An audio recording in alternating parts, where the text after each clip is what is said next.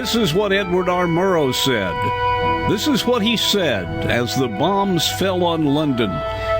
This is London, he said. I'm standing again tonight on a rooftop looking out over the city.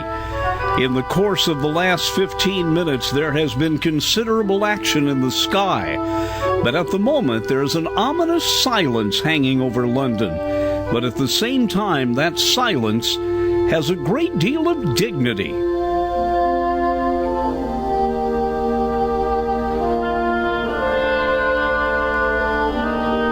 He was not a reporter. He was hired to oversee CBS Radio's educational programs.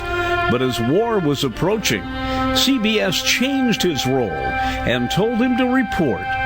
In the hours before Hitler marched into Austria, here is what he said.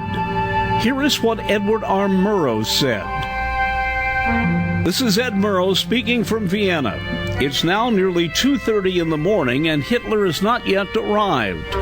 No one seems to know just when he will get here, but most people expect him by 10 in the morning. There's a certain air of expectancy around the city, everyone waiting and wondering where and at what time Adolf Hitler will arrive. He had a deep voice and an artist way of speaking. The world listened when he entered the Buchenwald concentration camp. Here is what Edward R. Murrow said. He said, "They surged around me, an evil-smelling stink. Men and boys reached out to touch me. They were in rags and remnants of uniforms. Death had marked many of them. And the manner of death is not important.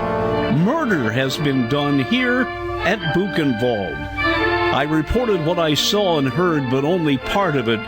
For the most part, I have no words. If I have offended you by this mild account of Buchenwald, I am not the least bit sorry."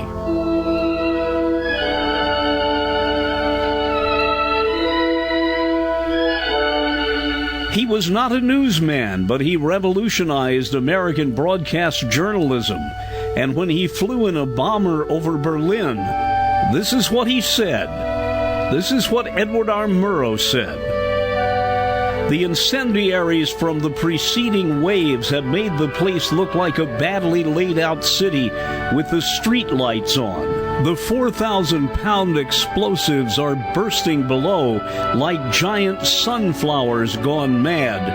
And then I remembered there was still one in our plane, and I was very frightened.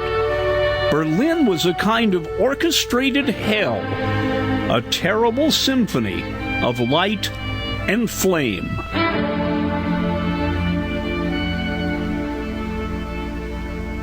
Ed Murrow was a tall man who was quiet when he had nothing to say. He was a tall and quiet man, but when he spoke, his voice carried incredible weight.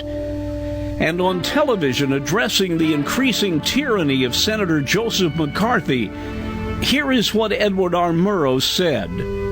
He said, "We must not confuse dissent with disloyalty. We will not walk in fear one of another. We will not be driven by fear into an age of unreason. And remember, we are not descended from fearful men. And we must remember that the line between investigating and persecuting is a very fine one indeed. And the junior senator from Wisconsin has stepped over that line repeatedly."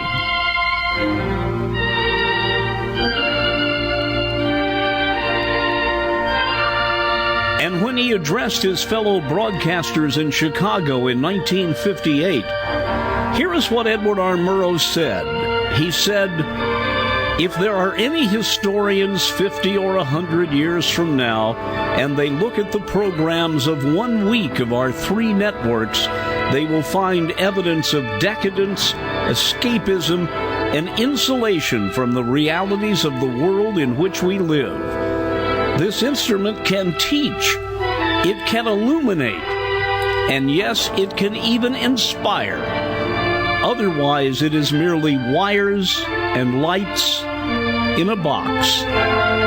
Good night and good luck.